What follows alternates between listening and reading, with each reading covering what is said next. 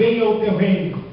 Porque o teu reino venha, ele nos dá a entender que o teu reino venha através de alguma coisa. Não é venha o teu reino através de alguma coisa, mas que o teu reino venha com alguma coisa. E hoje nós vamos conversar a respeito de um tema muito interessante e que há uma carência muito grande na Igreja de Cristo hoje. O teu reino venha com generosidade. Generosidade.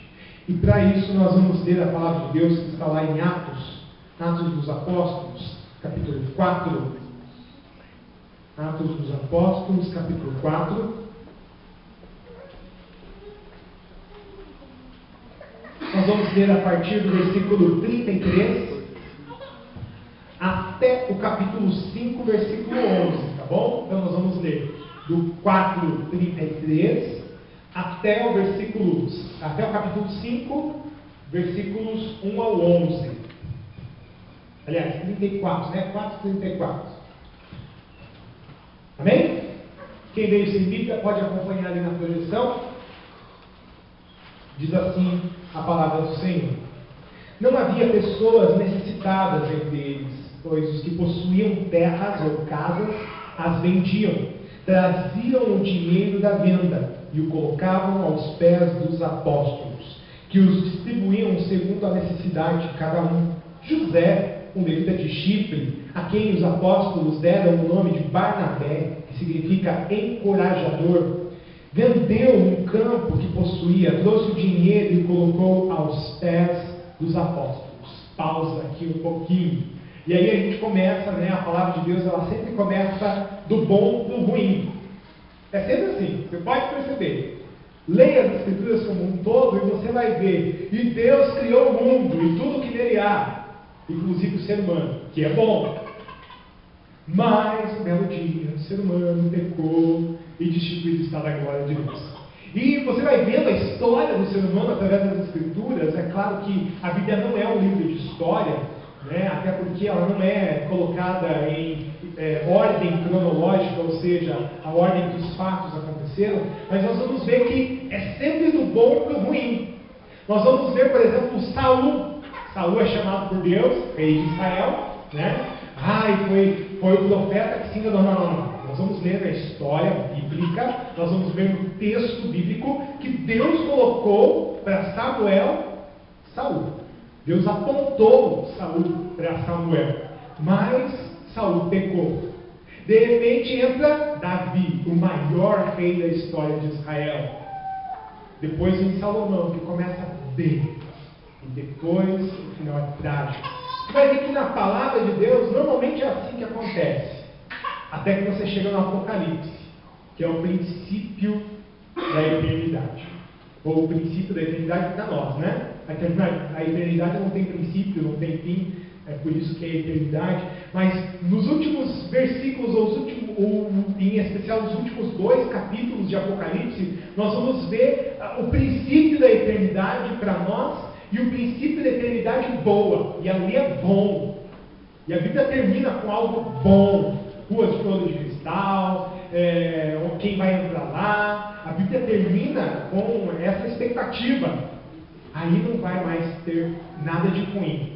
Mas até lá teremos essas histórias que começam bem e terminam mal. Que não seja assim na sua vida. Amém? Continuando a palavra de Deus, Atos 5, de 1 ao 11. Um homem chamado Ananias, com Safira, sua mulher, também vendeu uma propriedade. Ele reteve parte do dinheiro para si. Sabendo disso, também sua mulher, e o restante levou e colocou aos pés dos apóstolos. Então Pedro perguntou: Ananias, como você permitiu que Satanás enchesse o seu coração ao ponto de você mentir ao Espírito Santo e guardar para si uma parte do dinheiro que recebeu pela propriedade? Ela não lhe pertencia, e depois de vendida, o dinheiro não estava em seu poder? O que o levou a pensar em fazer tal coisa? Você não mentiu aos homens, mas sim a Deus. Ouvindo isso, Ananias caiu morto. Grande temor apoderou-se de todos os que ouviram e os que tinham o que tinha acontecido. Então os moços vieram, envolveram seu corpo e levaram para fora e o sepultaram. Cerca de 3 horas mais tarde entrou sua mulher, sem saber o que lhe havia acontecido. Pedro lhe perguntou: diga-me, foi este o preço que vocês conseguiram pela propriedade? Respondeu ela: sim, foi esse mesmo. Pedro lhe disse: por que vocês entraram em acordo para tentar o Espírito do Senhor? Veja, estão à porta os pés dos que sepultaram o seu marido, e eles o levarão também. Naquele mesmo instante, ela caiu morta aos pés dele. Então os moços entraram e encontraram-a morta, levaram-na e a sepultaram ao lado do seu marido. E grande temor apoderou-se de toda a igreja e todos os que ouviram falar desses acontecimentos. Vamos lá? Pai, está aqui a exposição da Tua Palavra. Tua Palavra é poderosa. É ela quem transforma a nossa vida através da atuação do Teu Espírito Santo. E falando do Teu Espírito, clamamos a Ti, ó Deus, que o Teu Espírito fale ao nosso coração. Mude, Senhor, as nossas vidas. Transforme o nosso ser para a glória e louvor do Teu nome. Acrescenta, Senhor, a nossa fé. Nós clamamos a Ti em nome de Jesus. Amém. Irmãos, é interessante olhar para este texto de Ananias e Safira. E eu já quero começar falando que nós não vamos falar especificamente de dinheiro aqui. Nós vamos falar de dinheiro também. É uma trave que nós temos, né? É uma trava, é uma resistência que nós temos de falar de alguns assuntos polêmicos na Igreja de Cristo. E eu já digo o seguinte, que igreja é lugar de tratar de assuntos polêmicos. Acredite você ou não. Porque a polêmica faz parte da vida cristã. A polêmica faz parte, e o paradigma faz parte da existência dos discípulos de Jesus. Nós vamos ver paradigmas sendo quebrados no livro de Atos, e nós já falamos sobre isso há algumas semanas atrás. Paradigmas, eles acontecem o tempo todo no livro de Atos. Mas paradigmas, eles são quebrados o tempo todo no livro de Atos dos Apóstolos. Nós precisamos, irmãos, entender, compreender que dinheiro é assunto para se tratar na igreja. Nós precisamos entender, compreender que sexualidade é um assunto a ser tratado dentro da igreja. Sabe por quê? Porque falam desses assuntos lá fora. E falam desses assuntos de forma deturpada, de forma muitas vezes usada por Satanás.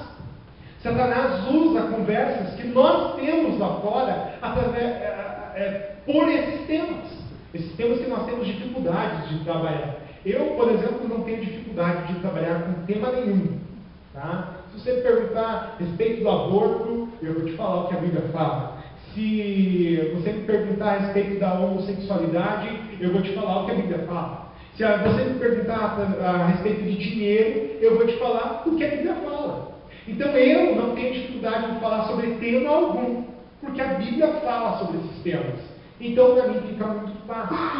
Então nós precisamos entender, amados, que igreja é lugar de tratar de assuntos polêmicos. E nessa noite nós vamos começar falando através dessa história de Ananias e Safira, e também de José, ou Barnabé, ou o Paráclitos, e eu já vou falar sobre isso, Paráclitos, José. Mas olha só, eu quero te falar que este texto não fala especificamente de dinheiro. Este texto que nós lemos vai falar sobre dinheiro, mas o tema central não é o dinheiro.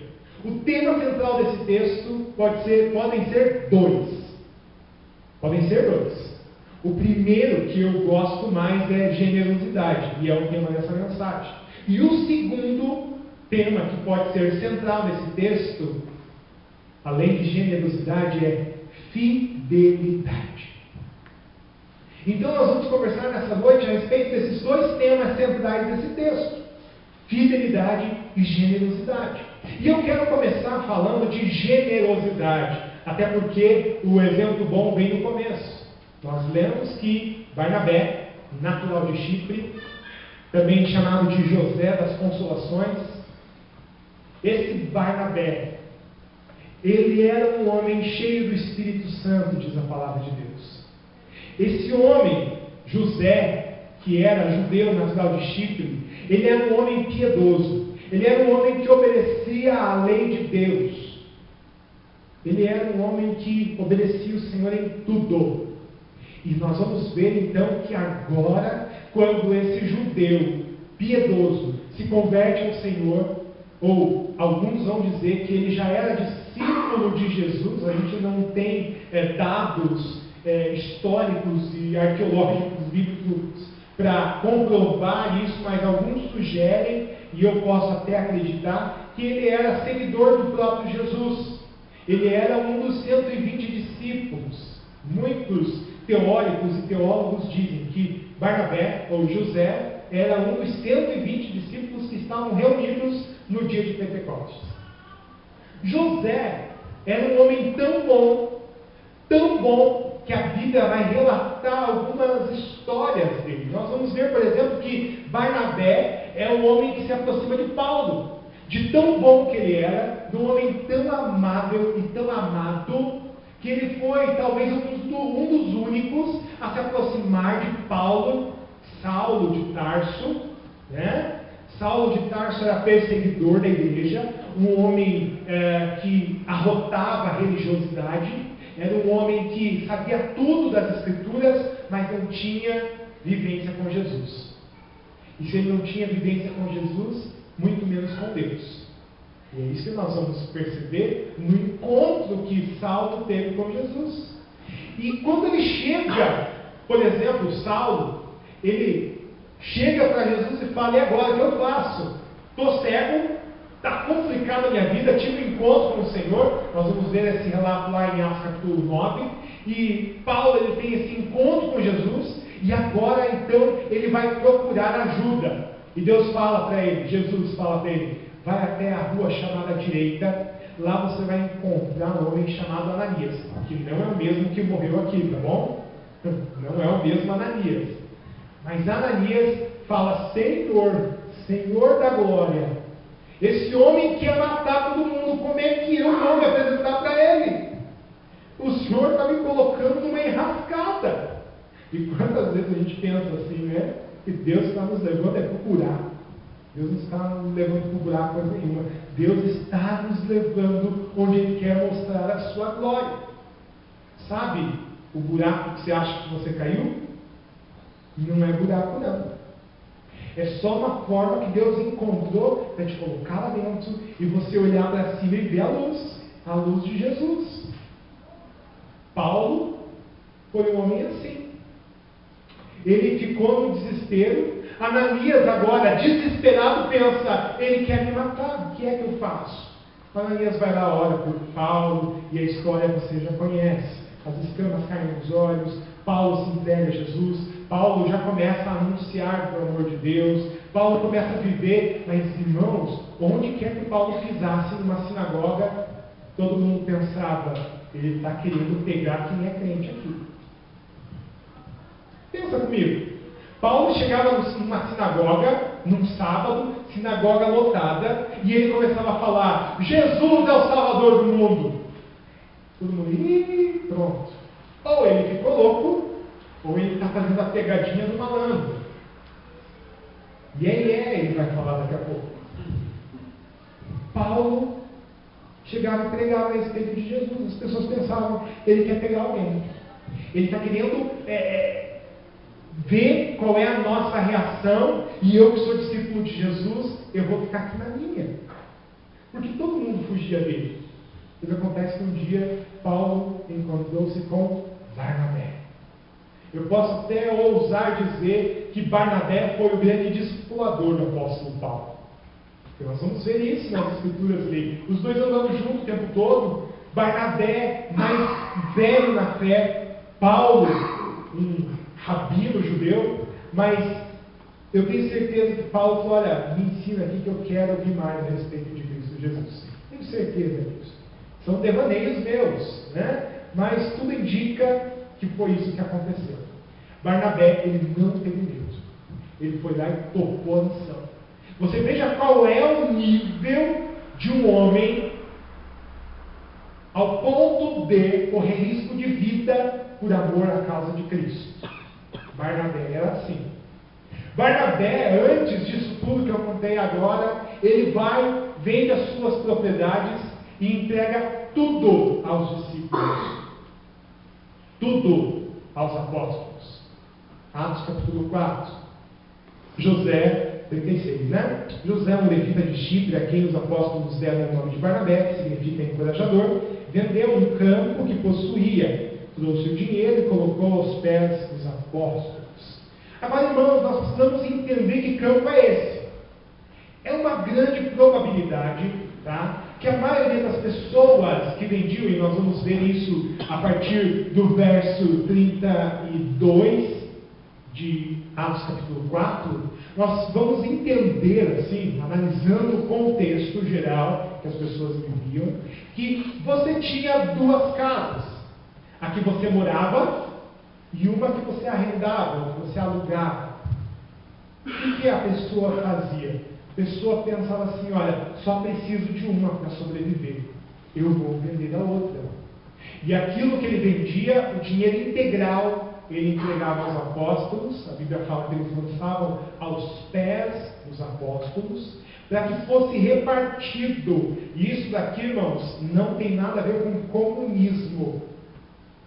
Não é comunismo isso daqui. Não é socialismo. Tirar do rico, dar para o pobre, não tem nada a ver com isso. Tá? Alguns marxistas ousam a dizer que a primeira sociedade comunista, ou o termo mais adequado para isso seria socialista, em Atos. Isso é mentira. Ali não havia socialismo, ali havia generosidade. Generosidade. Nos nossos dias você não encontra isso com muita facilidade, em especial na Igreja de Cristo. Tem muita dor no meu coração de falar isso, amados. Nós vemos hoje a Igreja de Jesus espalhada sobre a face da terra, em especial no nosso país, em que os pastores compram helicóptero, jatinho, Mercedes, isso, aquilo outro. Nós vemos igrejas que buscam o lucro acima de tudo. Nós vemos casos de pastores, e eu já ouvi alguns dizendo o seguinte: quanto é que vão me pagar? Eu já vi pastor que cobra para ir pregar numa igreja. E não é oferta, sabe? Quando eu chamo o pastor aqui, irmãos, eu já converso com o tesoureiro, ou com a tesoureira, seja quem for, né? Aquele que administra o dinheiro da igreja, ó, separa uma boa oferta. Separa uma boa oferta. E eu falo o valor. Falo, olha, separa tanto. Irmãos, nós precisamos honrar. Nós precisamos honrar aqueles que trazem a palavra. Aliás, a palavra de Deus diz que aquele que nos traz a palavra é digno de dupla honra. E quando a palavra diz dupla honra, quer dizer duplo pagamento. Receber duas vezes. É isso que a palavra de Deus nos ensina. Então, quando eu chamo um pastor, eu sempre falo com o tesoureiro. As últimas experiências que nós tivemos foram muito boas, né, Tiago? De chamar o irmão. Eu sei que o irmão não está nadando na grana. Eu sei que o irmão enfrenta dificuldades como todos nós enfrentamos. E eu falei para o Tiago, separa tanto do pastor que vem aí.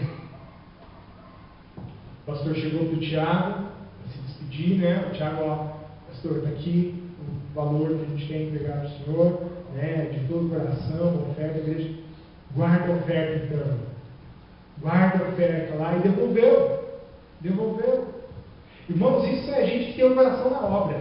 Isso é o levita de Chipre chamado José, ou o consolador, ou aquele que encoraja, Barnabé, aquele homem que está com o coração nas coisas de Deus. Coração nas coisas de Deus. O que eu posso fazer para ganhar alguma coisa em troca? E aí eu entro num assunto muito interessante. Talvez você não saiba por que o pastor não permite na igreja, e aí eu uso a minha prerrogativa pastoral, os irmãos me desculpem, embora nós sejamos batistas e todas as nossas decisões são tratadas em assembleia, como bons batistas que somos, e eu amo ser batista por causa disso, mas eu uso a minha prerrogativa pastoral para proibir venda de qualquer natureza na igreja para obtenção de lucro para a igreja. Nossa, pastor, que radical! Sou radical nisso. Sou radical nisso. Odeio, detesto. Não critico quem faz. Não critico quem faz. Cada um faz aquilo que recebeu de Deus. Mas eu odeio bazar.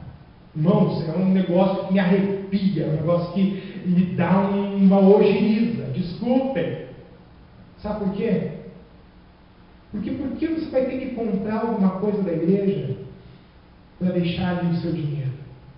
Por que você não pode, com o seu coração generoso, assim como José, natural de Chipre, trazer a sua oferta à casa do Senhor? Pastel na igreja é bom demais comer, não é verdade? É bom demais, né, Tiago?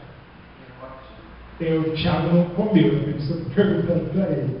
Eles fizeram um pastel e não comeu, abençoado. Mas olha só, irmãos, o pastel que a gente faz na igreja, o churrasco que a gente faz na igreja, a sopa que a gente faz na igreja, o doce que a gente faz na igreja, não é para ganhar dinheiro. Eu já falo, olha, você quer fazer? Faça. Mas o preço é o preço de custo, é o preço que vai custar para fazer isso daí. Até porque a nossa igreja não tem dinheiro sobrando para a gente comprar as coisas e dar de graça, infelizmente. Mas eu gostaria demais. E às vezes a gente até dá para alguns de graça, porque a gente sabe que nem todo mundo pode pagar. Mas sabe, irmãos, eu já participei de igreja que faz cantina para tirar um dinheirinho para comprar não sei o que é necessário, né? Já participei de cantina, por exemplo, a contragosto. Eu nunca gostei disso, mas já participei de cantina para comprar um cubo de baixo, se eu não me engano, Wagner. Se eu não me engano, foi isso. O cubo estragou, tá? O Ministério de Louvor foi lá, se reuniu, um juntou aqui 50 centavos, outro juntou R$1, juntamos os parafusos que tinha no bolso, os clipes de papel. Opa! Juntamos aqui um dinheirinho, precisamos comprar um cubo. Não deu. E agora, o que a gente faz? Vamos fazer uma cantina. Eu digo, meu Senhor, eu não posso falar que eu não quero fazer essa cantina agora. Como é que eu vou falar que eu não vou fazer a cantina porque é contra os meus princípios e as minhas ideologias? Fim da história, participei da cantina. Mas sabe, irmãos, é uma coisa que eu detesto. É uma coisa que me enoja. É você querer comprar a coisa da igreja para obter alguma coisa. Eu estou ajudando a obra. Não está ajudando coisa nenhuma. Não está ajudando coisa nenhuma. Você está comprando alguma coisa. Quando eu quero abençoar a obra, e eu vejo vários textos bíblicos a respeito disso, quando eu quero abençoar a obra, eu vou lá e dou o dinheiro que a obra precisa. Irmãos, nós precisamos voltar às páginas das Escrituras e entender que a forma de sustento da igreja é dízimos e ofertas. Dízimos e ofertas. É assim que a obra de Deus se sustenta, ou deveria se sustentar. A obra de Deus não pode se sustentar através de venda.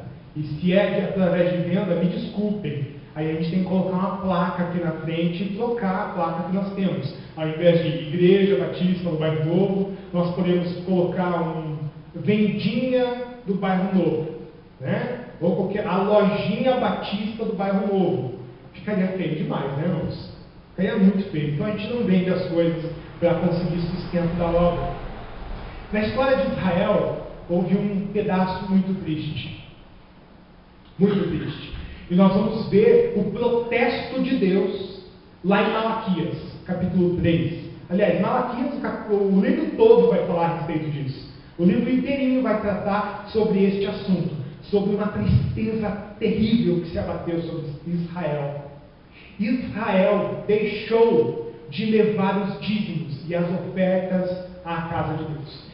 E aqui entra um conceito teológico muito importante que eu não quero mentir para você, e se alguém já mentiu para você a respeito disso, que Deus tenha piedade e misericórdia dessa pessoa. Mas o dízimo e a oferta que Malaquias está tratando não é dinheiro.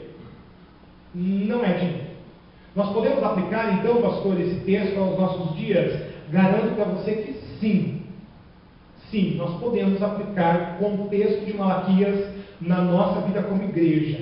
Sim, mas um contexto espiritual. Um contexto espiritual.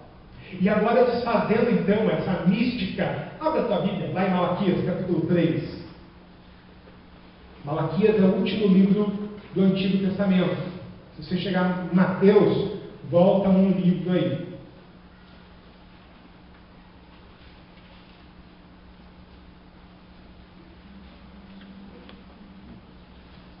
Só na minha Bíblia aqui não, porque na minha Bíblia tem um monte de coisa no meio entre o Antigo e o Novo Testamento. Agora deixa eu achar aqui com uma mão só de difícil.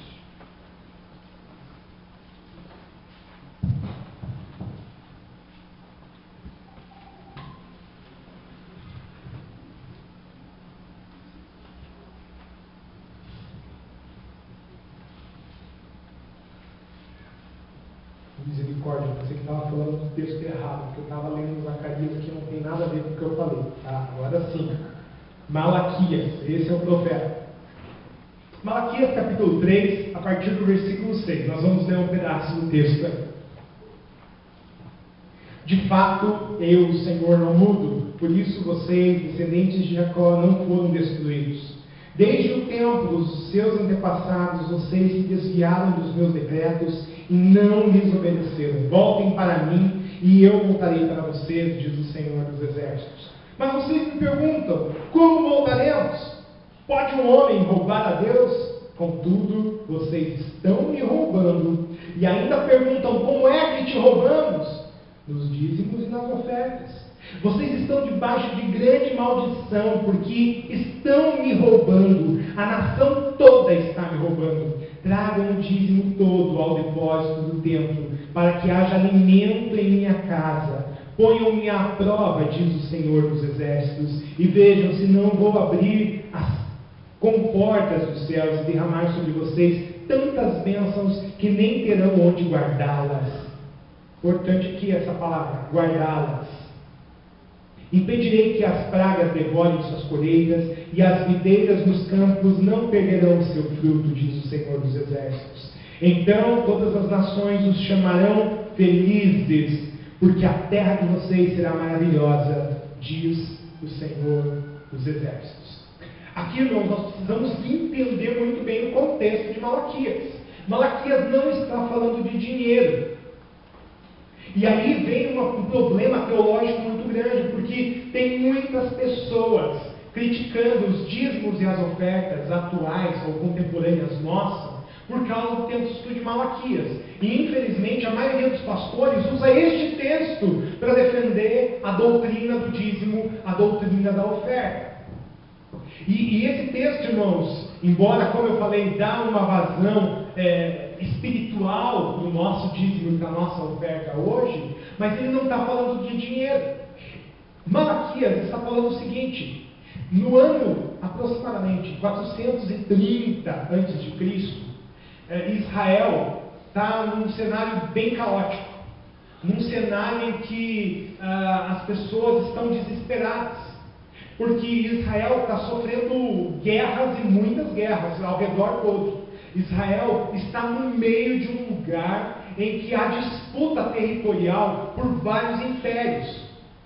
E se nós formos ler o livro do historiador Flávio Joséfo, a história do povo hebreu, é um livro muito bom de se ler, porque traz bem a questão das escrituras, tudo que a gente conhece da Bíblia, vai trazendo à luz, porque é o ponto de vista histórico das coisas que se passaram nos textos bíblicos. Talvez você não goste muito, porque é um livro com mais de 1000 páginas. Então é um livro assim para gente que gosta de ler mesmo, né? Mas lá Flávio José vai contar um pouquinho dessa história, e a Bíblia mesmo vai nos contar a história, de que chegou nesse momento e os israelitas plantavam somente para comer. Então você tinha um terreno, você plantava naquele terreno e só comia o que dava ali e pronto, acabou. E as pragas eram tantas que se você plantasse mais, você não dava conta de cuidar. Porque as pragas detonavam com a plantação. Este é o contexto de Malaquias. Mas tem algo pior ainda. Além das pragas, além da escassez, o povo de Israel deixou de entregar a 10ª parte de tudo que ganhava, ou de tudo que plantava. O povo de Israel tinha uma lei, a lei do dízimo. E o que acontece? Quando você plantava ali, e você tinha algumas observações a se fazer a respeito da sua plantação. A primeira observação: você não podia misturar sementes. Tá, o que tem a ver isso? Eu não vou falar agora, não é o nosso objetivo, mas é importante você saber que haviam regras para colher, para plantação e para colher. A lei de Deus exigia que se plantasse, se vai plantar milho, só planta milho. Não mistura nada nesse campo que está plantando milho. Né? Então, alguns nos dias atuais até criticam os transgênicos, né? Que transgênicos é pior do que plantar juntos. Você mistura, né, os genes um com o outro. Mas isso não vem ao caso. Outra coisa interessante: você não podia trabalhar no sábado. De jeito nenhum. Sábado era o dia sagrado. E sábado vem do hebraico, que é Shabat. Shabat. Shabat do hebraico é descanso. Descanso. Pastor, então por que hoje nós não guardamos o sábado e guardamos o domingo? Bom, isso é um assunto para nós, para um tratado teológico. Nós não vamos falar muito sobre esse assunto agora, mas o importante é: você precisa de descanso. Você tem que seguir. A nossa confiança está na força do nosso trabalho. A nossa confiança está de que se eu não trabalhar, não vou ter salário. Não vou ter salário. Conversando com alguns irmãos, eu me preocupo muito com isso, irmãos. E eu conversando com alguns irmãos, eu sempre pergunto: como é que está a situação lá? Está tudo certinho no trabalho? Né, Romildo? Romildo, está tudo bem no trabalho? Está conseguindo trabalhar? É uma preocupação que eu tenho, irmãos. E eu vou perguntando para os irmãos assim que são autônomos, para os irmãos que não têm emprego fixo, né? Eu vou perguntando: como é que está lá? Está conseguindo? Está conseguindo se manter? Está tudo certinho? Mas eu sempre digo: acredite, não é por causa do teu trabalho, não é por causa da tua força, mas é porque você serve a Deus que você tem o teu sustento. Porque tudo vem de Deus, amados. Tudo. Quando eu colho, e hoje eu não colho, mas nas escrituras eles colhiam. Quando eles colhiam porque Deus abençoou a plantação. Não é porque ele ia lá e plantava, e cuidava, e regava. Irmãos, na Palestina não chove. A chuva eram 2 no ano. 2 tipos de chuva, e nós vamos ver essas chuvas lá em Joel. Aí Joel vai falar sobre a chuva serôdia e a chuva temporã. O que é a chuva serôdia e a chuva temporã? Então, tinha 2 chuvas que aconteciam em Israel, ou 2 períodos de chuva. Tá? E as chuvas elas tinham data marcada para acontecer praticamente. Se não chovesse, Deus não queria que chovesse. E eles entendiam assim. Mas eles oravam. Então vinha a chuva temporã, ou a chuva que vem fora de época. A chuva que acontece fora de época é a chuva temporã. Sabe quando alguém tem filho, já é de idade, tem um filho, ou tem um filho lá longe dos demais? Ah, esse aqui é o temporão, né? Não é assim que as pessoas falam? Temporão é porque veio fora de época.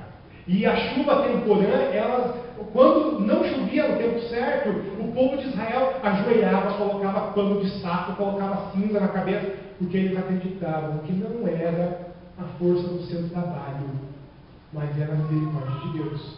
E a chuva serôdia, o que era? Era assim: eles estavam esperando a chuva vir, eles plantavam, eles se esforçavam e de repente ficavam olhando: Senhor, manda a chuva no tempo certo. Senhor, manda a chuva no tempo certo. E de repente a chuva vinha antes do tempo certo. Era a chuva serôdia. Era a chuva que vinha cedo. Era a chuva que vinha cedo e terminava lá longe. Molhava bem a terra. Irmãos, quem dá a chuva é Deus. Quem dá o teu sustento é Deus. Quem te fortalece para você trabalhar é Deus. E se Ele impedir que você trabalhe, você não vai trabalhar mais. E se Ele te der uma doença, e às vezes acontece, eu vou te falar com conhecimento de causa, você não trabalha mais. Amados, o Shabat, ou o descanso, é importante. Tanto que Deus ordenou o descanso. Mas tinham mais observâncias para plantio. E eu quero ir direto para o enfoque dessa mensagem. E a última observação é: quando você colheu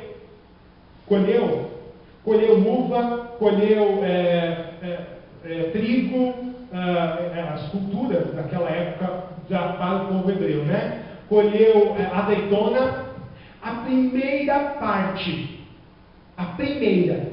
você vai separar para o Senhor. Primeira. Você não vai pegar e amassar, prensar a azeitona para fazer óleo, você não vai fazer nada disso. Você não vai colher e guardar lá no celeiro. Antes de guardar no celeiro, você separa a primeira parte, a 10ª parte de tudo que você colheu e leva para o templo. E eles faziam assim. Sabe para que servia isso? Primeiro, para ofertar ao Senhor. Oferta ao Senhor. E sabe como é que era essa oferta, amados? Era mais ou menos assim. Levava-se a azeitona, ela era prensada no templo mesmo, ela era prensada pelos sacerdotes, saía o azeite de oliva, tá? Sabe aquele azeite extra virgem? Aquele azeite extra virgem é uma mentira, aquilo lá não é extra virgem coisa nenhuma. Extra virgem era, naquela época, a primeira prensa da azeitona, né? Saía muito verde, muito verde. E esse líquido, sabe o que eles faziam? Sabe o que o sacerdote tinha que fazer? Derramar. É isso que eles faziam. Então a primeira parte era de Deus, nem o sacerdote podia pôr a mão. Ele pegava, prensava a primeira prensa e derramava no altar. O altar, a Bíblia, quando você lê na Bíblia, você deixa, passa batido, né? Conversando com a Eva um dia desses, ela falando: mas você lê essas partes aqui? Eu falo: eu leio e olha, eu aproveito. Mas tem um monte de genealogia, tem um negócio aqui de construir templo, faz o altar assim, faz o altar com chifre, recua não sei quantos metros, tudo isso é importante. Por quê? Porque o altar ele era próprio para derramar ali o vinho e derramar ali o azeite. Eles derramavam essa primeira parte ali e aquilo escorria, ia para veios dentro do templo. Aquilo era de Deus. Aquilo ninguém podia pegar. E depois, o trigo é a mesma coisa. Plantava o trigo, colhia o trigo, levava para o templo, moía-se, e a primeira farinha, a farinha melhor, a farinha da boa, jogava no altar também. Pastor, que desperdício. Sabe por que eles faziam isso? Para dizer que tudo é de Deus. Tudo é de Deus. E se Ele quer, a gente dá, a gente não negocia, a gente não pergunta por quê. Por que, pastor, que derramava no altar? Eu não sei.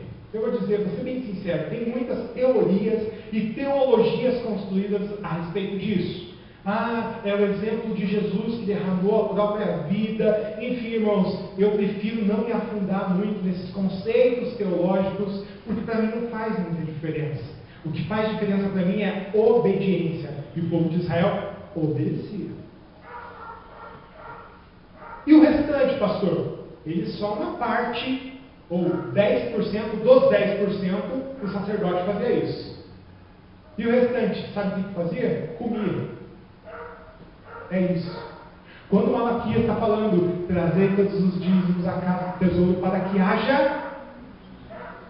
haja mantimento na minha casa. Para que haja mantimento, é porque os sacerdotes deixaram de cumprir a sua tarefa de sacerdote. Os sacerdotes já não serviam mais no altar de Deus. Sabe por quê? Porque cada um teve que pegar uma foice, cada um teve que pegar uma enxada e ir para o mato lá, e plantar, porque ele já não tinha mais o que comer. Os sacerdotes tiveram que deixar de servir no templo para trabalhar. E Deus falou que sacerdote não podia trabalhar lá fora. Sacerdote só podia ministrar. Sacerdote não podia pegar na espada. Sacerdote não podia tocar na enxada, a não ser que fosse para tirar lá a gripa ou a cinza de dentro do templo. A enxada é para capinar em volta do templo. É para isso que servia a enxada do sacerdote. Não era para plantar, não era para colher, não era para trabalhar fora do serviço do Senhor.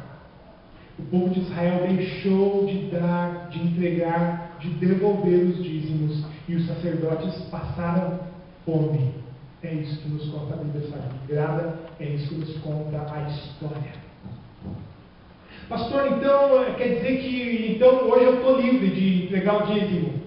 Porque o contexto que o pastor está falando é lá do Antigo Testamento. Lembra que eu falei que tem um sentido espiritual? Tudo que você vê na Bíblia tem um sentido para agora e lá para frente.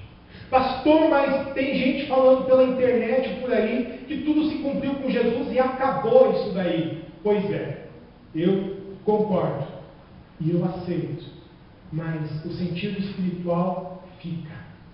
E nós podemos muito bem nos apropriar desse texto de Malaquias e dizer: você precisa fazer com que haja mantimento na casa de Deus. E de forma bem prática, o que é mantimento hoje na casa de Deus? Irmãos, mantimento hoje na casa de Deus é ter comida mesmo para oferecer para uma família que vem aqui bater e pedir. Eu estava falando hoje pela manhã que a semana passada teve uma família aqui e veio: vocês têm alguma coisa para a gente comer? E a Lene, Thiago, não sei quem foram lá, vasculharam o nosso armário lá, e o nosso armário estava praticamente vazio. Tinha lá 5 quilos de arroz e 2 quilos de feijão. E foi isso que eles deram lá para a família se alimentar. Pastor, tá bom, né, pastor? Pois é, mas você come só isso na sua casa? Só isso tá bom?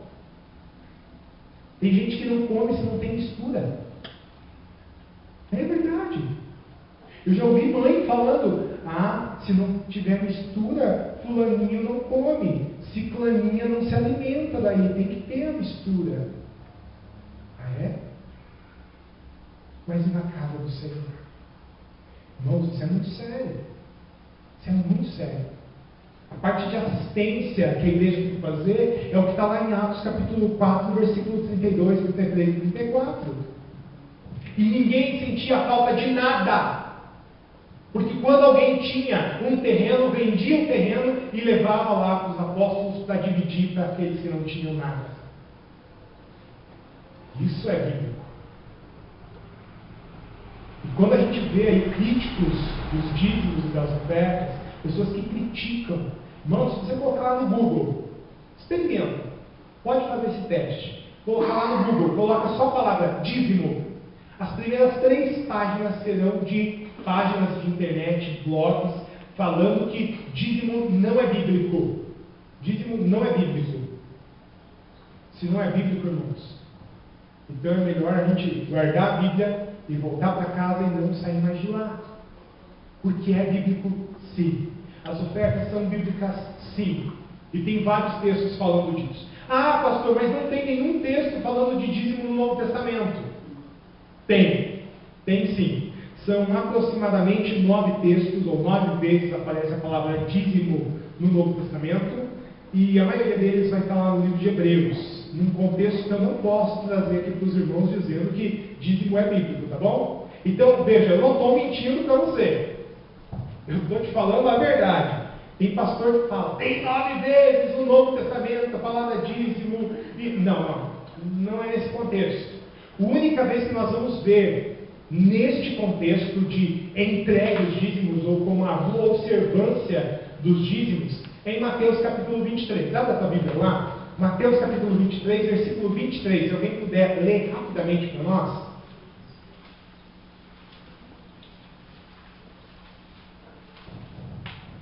Mateus 23, 23.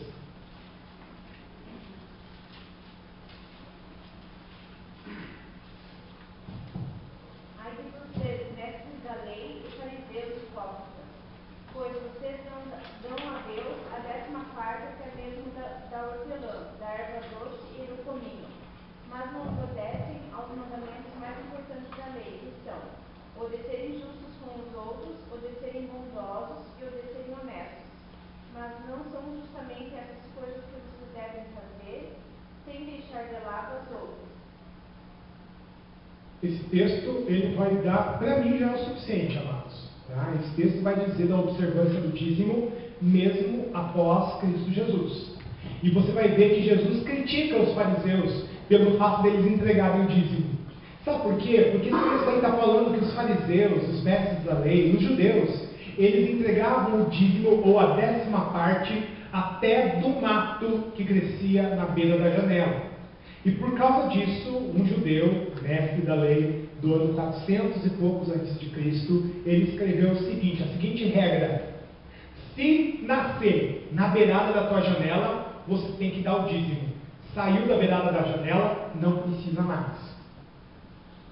Verdade, não está na Bíblia, tá? Isso aí é um rabino judeu lá do ano 400 antes de Cristo, e os judeus observam isso até hoje, tá? A observância da tradição. Quando Jesus critica aqui no capítulo 23 todo, a tradição dos escribas, dos fariseus, dos mestres da lei, quando Jesus está criticando aqui, Jesus está criticando exatamente isso. Quem foi que disse que a erva que nasce na beira da janela você tem que dar o dízimo? Quem foi que disse? Está escrito isso na lei? Não está. Vocês amam a tradição, mas não amam a lei de Deus. E aqui eu estou trazendo para os irmãos: amem a lei de Deus. A Bíblia como um todo, não ame a tradição. Não faça porque você acha que deve fazer. Ah, pastor, eu já entrego meu dízimo, já entrego a minha oferta, já está tudo bem. Eu estou livre dessa mensagem de hoje. Te digo que não. Porque se você não der com o teu coração, não adianta vir depositar aqui. Não compensa. Não compensa nem o trabalho de você levantar da tua cadeira e vir até aqui trazer. Porque não é isso que Deus quer. Deus não quer o teu dinheiro, Deus não quer o meu dinheiro, Deus quer o nosso coração. E quando nós vamos oferecer ao Senhor, nós não podemos fazer como os fariseus e os mestres da lei e os escribas, que observavam ipsis literis da palavra de Deus, mas não praticavam com o coração.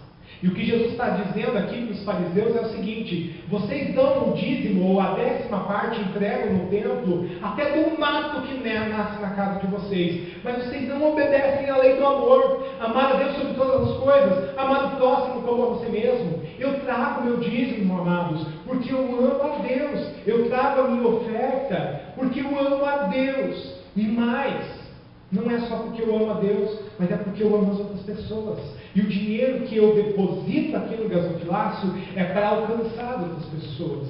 E falando em alimento, qual é o melhor alimento que nós podemos ter? Qual é o melhor alimento? O que você acha? Olhando para a Bíblia, qual é o melhor alimento? Palavra de Deus. A palavra de Deus diz que ela é alimento. Então, tem alimento. Jesus, em João capítulo 4, falando com a samaritana depois, vem os discípulos e fala: mestre, vamos papar? Jesus fala: uma comida eu tenho e vocês não podem me dar. Será que alguém já deu comida para ele? Mas nós estamos em território samaritano. Quem é que seria capaz dessa corja alimentar o mestre? E começam a discutir entre eles. E o Senhor Jesus diz: o meu alimento é fazer a vontade do meu Pai. Irmãos, alimento na casa de Deus hoje é que nós façamos a vontade de Deus. Alimentos da casa de Deus hoje é na igreja e não é nas quatro paredes. Casa de Deus não é isso daqui que nós estamos vendo. Tem que dar o dízimo, senão não consertam as janelas. Tem que dar o dízimo, senão a gente não reboca de novo a parede lá que a gente estragou no churrasco. Tem que dar o dízimo. Não é para isso, irmãos. Não é para isso, não. Dízimo nós entregamos, nós devolvemos ao Senhor, e a oferta nós entregamos, devolvemos ao Senhor, é para a manutenção da casa de Deus. Pastor, casa de Deus. Não, isso daqui não é casa de Deus. Essas paredes aqui não representam nada para Deus. Nossa, pastor, aí o pastor está massacrando. Poxa vida.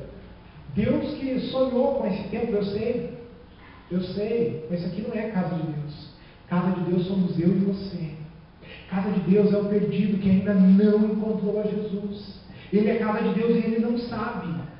Ele é casa de Deus e não foi informado disso. E portanto ele não tem alimento. Quando nós temos Bíblias aqui na igreja para levar para um perdido, é isso que nós temos de alimento para levar lá.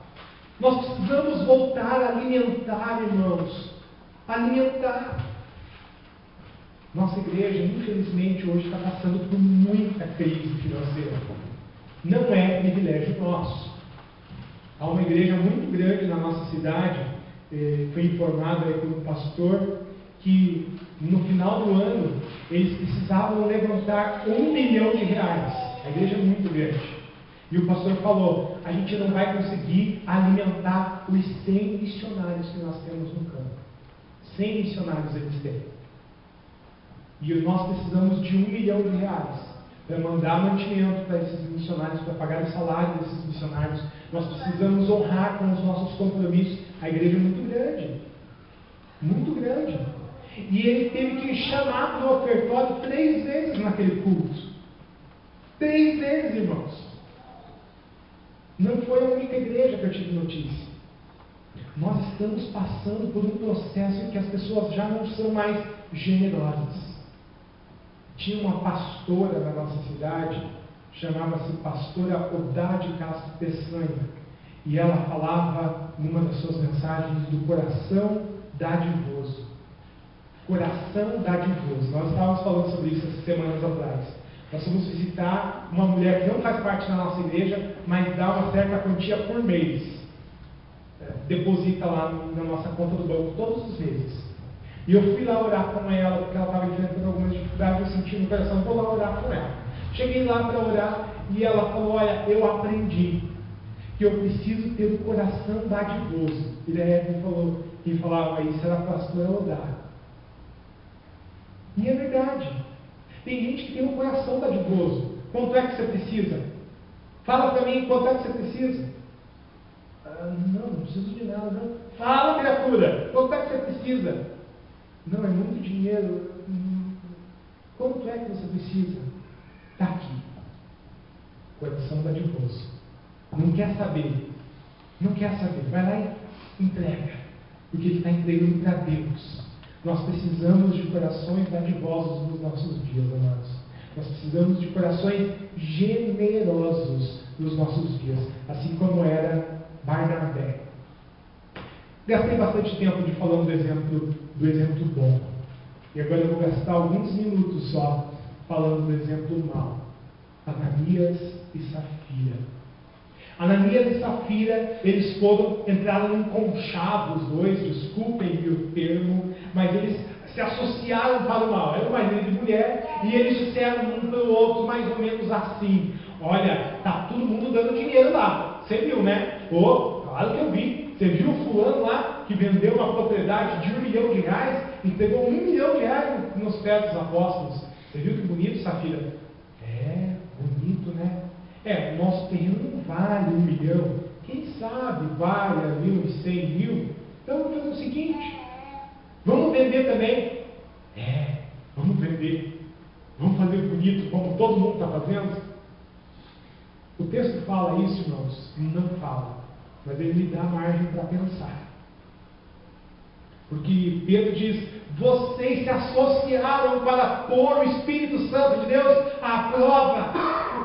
Quer dizer, eles planejaram, eles forjaram, foi uma atitude criminosa dos dois. Irmãos, e o problema não é não ter dado todo o dinheiro. O problema aqui, a questão, não é eles terem entregue tudo. E tem uma igreja aí que fala: qual é o seu tudo? Traga o seu tudo! Esse não é o seu tudo! Não tem nada a ver com isso. Não tem nada a ver com isso. Tem um amigo que foi nessa igreja, ele falou: eu vou dar o meu tudo. E de repente ele viu que ele não tinha como dar o tudo, porque ele não tinha nada. E ele falou: meu Deus do céu, o que eu vou fazer? Eu preciso dar o meu tudo, Senhor da glória. Eu preciso dar alguma coisa que eu tenha. O dinheiro está no carro, eu vou lá buscar. Quando ele foi sair da igreja, as portas fechadas. E o obreiro disse para ele: daqui você não passa enquanto não terminar o culto. E ele: não, eu vou no carro pegar. Não vai coisa nenhuma. Enquanto não terminar o culto, você não sai daqui. Aquele irmão daí ficou desesperado. Ai, meu Deus, se eu não me der o meu tudo aqui, o que eu vou fazer da minha vida? Tamanho é o embolo que as pessoas fazem, amados, com relação a dinheiro. Dá o seu tudo. E o tudo aqui de Ananias e Safira não é o problema. O tudo de Ananias e Safira que eles não deram era o coração. Sabe por quê? Porque todo mundo vendia a sua propriedade e entregava tudo aos pés dos apóstolos. E eles tinham a possibilidade de vender e dar uma parte. Eles teriam essa possibilidade. Por que não? A Bíblia não fala que eram obrigados a venderem e darem tudo. Mas sabe o que eles fizeram? Eles entregaram aquela oferta como se fosse o tudo. Jesus conta a história de uma viúva pobre. Jesus, um pastor uma vez perguntou num culto, e ele falou: irmãos, onde é o lugar que Jesus se assentava no templo? Você sabe onde é o lugar que Jesus se assentava no templo? Sim ou não? Sabe? Do lado do gasofilácio. Vai ter pelo menos 2 referências bíblicas no Novo Testamento dizendo que Jesus estava do lado do lugar onde se colocavam as ofertas. E aí você vai ver que não era oferta em grãos, não era oferta líquida, não era a colheita, não. Ali é dinheiro. Tanto que Jesus diz o seguinte: olha ali, ó, tem gente que está dando uma grande quantia de dinheiro, mas essa viúva pobre deu apenas 2 moedinhas, 2 moedas de cobre, que eram o equivalente hoje a 2 centavos, 5 centavos, alguma coisa assim. Irmãos, Jesus enalteceu aquela mulher e disse: ela deu tudo o que ela tinha. E Jesus não está falando de novo sobre dinheiro, Jesus está falando do coração. Ananias e Safira pecaram, amados, porque eles forjaram uma oferta grandiosa. Ananias vai lá e entrega: olha como eu sou bom nesse negócio, eu sou crente de verdade. Todo mundo olha para mim aqui agora, eu sou crente de verdade, estou dando aqui, ó, tudo. Mas era mentira. E o apóstolo Pedro vai dizer para os dois: por que vocês colocaram Deus à prova? Por quê? Por que vocês fizeram uma coisa como essa? Por que vocês mentiram? E aqui está o pecado dos dois. O pecado dos dois não era o fato deles não terem dado todo o dinheiro, mas eles não terem dedicado com o seu coração. Amados, vocês precisam dar tudo ao Senhor. E quando eu falo deem tudo ao Senhor, eu não estou falando do dinheiro de vocês. A quantia que Deus colocou no teu coração para ofertar ao Senhor mensalmente, se você tem o dízimo e você tem que dedicar ao Senhor o dízimo, e é a primeira coisa que você deve separar, que na minha casa é assim que eu faço. Primeira coisa, dízimo. Quando eu estava trabalhando, agora eu tenho que ir lá sacar o dinheiro, mas quando eu estava trabalhando, caiu o pagamento, fazia a transferência para a conta da igreja. Demorava bastante, né, Lene, para fazer o comprovante. Às vezes só fazia o comprovante no mês seguinte, infelizmente, porque eu esquecia de trazer o comprovante, mas o dinheiro estava lá. Sabe, amados, a gente precisa dar o tudo. E o tudo não é todo o dinheiro que você tem. Eu não estou falando para você vender a tua casa, vender o teu carro e trazer aos pés do pastor Marlon. Se alguém fizer isso, olha, pode expulsar o demônio, viu? Verdade. Se alguém fizer isso, disse um dia perto de você: olha, traga, vai lá e venda o seu carro e traga aqui. Olha, irmãos, levanta no meio e fala: sai dele em nome de Jesus. Isso aí só pode ser demônio, é Mamon o nome desse demônio aí. Você perguntar lá: qual que é teu nome? Meu nome é Mamon. Eu quero falar com o chefe aí. Então, o chefe está visitando outras igrejas. Irmãos, isso é muito sério. Você está rindo, mas o negócio é sério. O meu tudo é o que eu tenho no meu coração. O meu tudo é a minha disponibilidade, a minha generosidade. Tem alguns pastores aí que estão falando em plantar no reino. Eu vou pegar em carona nessa história de plantar no reino, porque é bíblico verdadeiramente. Gálatas capítulo 6 vai dizer a respeito disso. Não se engane. De Deus não pode, Deus você não pode enganar. Aquilo que o homem planta, ele também colherá. Se você plantar abobrinha, vai nascer abobrinha. Não tem jeito de plantar abobrinha e nascer jaca. Por mais que o avanço do genoma esteja aí gritante, irmãos, eles não vão fazer assim que você plante uma planta e nasça outra. Isso daí não existe. Se você plantar uma planta transgênica, vai nascer uma planta transgênica. Não tem outro jeito. Isso é fato. Mas se você plantar abobrinha, vai nascer abobrinha. Plantar no reino é dedicar em primeiro lugar a sua vida. Em segundo lugar, investimento. Se você entrega o seu dízimo, se você entrega a sua oferta, não quer dizer que você pode provar a Deus. O contexto de Malaquias aqui, o entendimento de Malaquias, não é assim, entrega o dízimo no domingo, segunda-feira vai fazer uma oração fervorosa. Oh, Jeová, vem aqui, dá o que eu preciso. O Senhor disse que eu podia pôr a... Não é assim que funciona. Se alguém te ensinou a fazer isso, esse alguém fez de forma muito equivocada. Porque o que o texto está falando, provai-me, diz o Senhor dos Exércitos, ele já dá a resposta.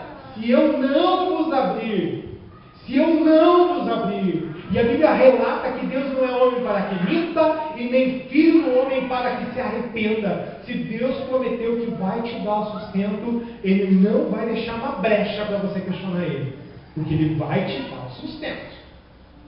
Você precisa crer nisso. Você não precisa crer que você vai cobrar de Deus. Ninguém pode cobrar a Deus. Ninguém pode cobrar de Deus, porque Ele não é homem. Ele cumpre as suas promessas. Você está disposto a pagar o preço e confiar no Senhor? A acreditar que não é o teu próprio trabalho? Você está disposto a dizer assim: eu vou trabalhar, vou folgar, vou descansar, porque Deus me dá o sustento? Você está disposto a trazer as primícias, ou seja, aquilo que primeiro você colhe do seu sustento e trazer aos pés do Senhor? Você está disposto? Pastor, e 10%? Eu preciso dar os 10%? Olha, irmãos, eu conversando com um irmão há um tempo atrás, ele me disse: olha, lá na igreja que eu frequentava, gostei demais, tá? Gostei demais do exemplo, vou usar agora. Lá na igreja que eu frequentava, o pastor ensinava que 10% é a sugestão. E no começo me pareceu meio estranho isso, né? Mas é verdade. 10% é o mínimo. É o mínimo que eu posso devolver ao Senhor. Eu posso dar mais, eu posso devolver mais a Ele, porque Ele tem me dado tudo. 10% é a prática bíblica. Nós vamos ver que o dízimo era bíblico no Antigo Testamento, e eu continuo dizendo, para mim continua sendo válido hoje. 10%. Mas tem as ofertas. E Malaquias vai dizer sobre as ofertas também. Não é só dízimo, não. Eu já dou dízimo, não preciso da oferta. Eu preciso sim. O que mostra quanto generoso eu sou. E mostra que eu não deixo faltar alimentos na casa do Senhor. Irmãos, nós precisamos obedecer a Deus. Pastor, não tenho fé. Não tenho fé para entregar o dízimo. Você não precisa ter fé, não. Você precisa obedecer. Não, pastor, porque se eu der o dízimo vai faltar. Deus prometeu que não vai faltar, meu amado. Deus prometeu que não vai faltar. Não vai faltar. Pastor, mas eu vou agir com irresponsabilidade. Não vai agir por irresponsabilidade, porque Deus dá essa ordem. E eu preciso, única e exclusivamente, obedecer. Obedeça. Obedeça ao Senhor. Eu quero terminar contando a nossa experiência. Nós sempre fomos dizimistas e ofertantes. Sempre. E não ofertante só de trazer no gasofilaço, mas tem alguém lá necessitando. Não é para minha glória, não é para minha honra, irmãos, pelo amor de Deus. Entendo que eu estou contando aqui, assim como Jesus contava para ensinar os seus discípulos. A igreja é um lugar que eu semeava na vida do irmão. Irmãos, primeiro ano de casados. Primeiro mês de casados. Exatamente um mês depois e 4 dias. Um mês e 4 dias depois, eu me acidentei no meu trabalho. Fiquei exatos 3 meses sem receber um tostão. 3 meses. Mas nós separávamos o dízimo. Nós separávamos a oferta. Não faltava nada. Sobrava. Sobrava para comer. Sobrava para comer, irmãos. E eu lembro até hoje, a gente conversa sobre isso, dá risada até hoje. Sobrava exatos R$85. E R$85 nós frequentávamos com muito amor no coração o armazém da família. Nós íamos lá e R$85 dava para comprar tudo o que nós precisávamos. E chegava no caixa, a gente, isso daqui vai ter que devolver, fulano vai ter que devolver, Senhor, isso daqui, essa bolacha aqui, comprava bolacha, viu?